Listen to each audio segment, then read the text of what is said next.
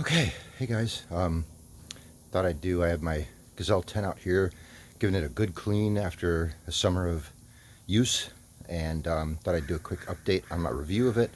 I believe Gazelle is discontinued this model and maybe revamping it or something and bringing it back. I don't know what the story is. Maybe it's back. I'm not sure. I know something was happening with it, but either way, it's probably good to know whether you're gonna pick up the new one, see if the things change, the pros and cons, or if you're getting a used one from somebody. So I had it out in some pretty tough situations, sometimes extreme situations. The material itself, the screens, the zippers and everything are holding up beautifully. Really good. A plus on materials, A plus on the screens, keeping the bugs out, stuff like that, like I talked about in the last review. Really good, really happy with it. Easy to put up still, really good, really happy with it. Just one thing that came up, so one time that comes into mind is that when I went camping in Nevada and rain kicked up really hard, snowed on and off, and the winds were, when I looked it up, 25 to 30 miles an hour out there. So it was a battering. It was taking a beating, and it was just constant rain and snow and above and below freezing temps. And it worked really well, but there's one thing that was not a big problem at all, but it was just a little bit off perfect, and then also staking it down. So the one thing that was a little bit, tiny bit off is, as you can see when you zipper the outside flap, there's this nice waterproof thing that covers the zipper, so this nice flap. And now that ends right here, and then, because obviously if it faced upwards continuing down, it would just collect water in there. So they have the other flap on the door itself facing downwards, and when it's all zipped up, it's pretty tight right here, but under the high winds with rain, little bits of water did get in there. So the inside of the tent did not get super wet or anything, but there was a few drops. So that's just, letting you know for your information. I didn't see it as a problem. Like, it went all night like that, like a couple nights, whatever. It was just snow, rain, high winds, and it was not really an issue for me at all. Like I said, it was just a few drops. So, but it's fair to let you know.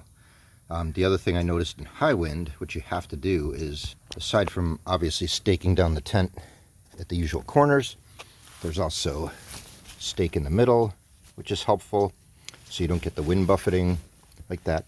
There's also these Tieouts here in the middle, and this is where the tent pops in and out when the quick way of collapsing it and opening it. So this is the handle used to pull it out, to pop it open, like you've seen in other videos, in my other one, and other people's videos. But there's the handle on it, but there's also this metal eye hook. And it's really important on high winds to tie this thing down, put it to a stake, because I noticed the high winds would push this in and pop it in, and then the whole tent kind of comes down.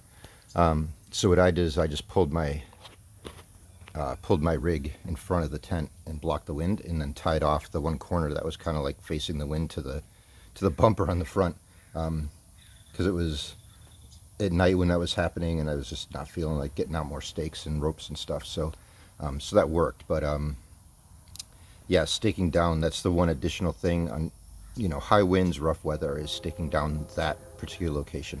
But otherwise, 100% thumbs up so far on this tent. The room is nice. I still love the shape of it. That you could stand up in there. I'm 5'9", so right in the middle, my head touches, but it's not a bad thing. So I can kind of maneuver around in that tent, which is much nicer than the dome tents, where that whole outside perimeter is kind of like unusable unless you're laying down. So a lot of room in there. It's great for 2 people. It's a little tight for 3, but you can do it. So I would call it like a 2-person plus tent if you want room for 2 people plus some gear. And yeah, the doors are a little like what we're not used to, so you have to be able to kind of step up and step in there. So if your ability to bend over and mobility is not pretty seriously compromised, then maybe it's not the tent for you. But yeah, other than that, good stuff. So that's just the quick update on the Gazelle T3, and I probably should have looked up what they're replacing it before I did this, but still good for everybody to know that either has one or is thinking on getting one, or a friend gave you one. Good stuff to know. The material is super waterproof. Oh, and the carrying case is not totally waterproof, so hasn't been a problem on the West Coast too much. We don't get a whole lot of rain in the summer. In California, places that I usually go to, it's really dry. But what I'm going to do is just get a can of that Camp Dry stuff, that waterproofing stuff, and spray it down.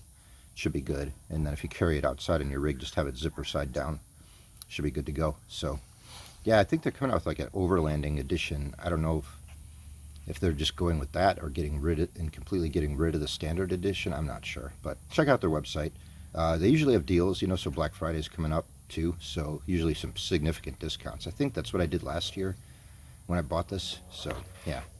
All right, guys, thank you for watching as always, and appreciate you. More content coming up. I got some got a trip we did, me and my daughter, so you're going to see the two of us. You're going to meet her, and got some other updates coming, some changes, and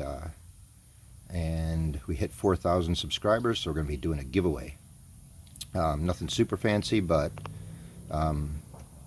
still nice. So yeah, not sponsored stuff though. You're not getting a new winch. So all right, guys, thanks for watching, and talk to you soon. Bye bye.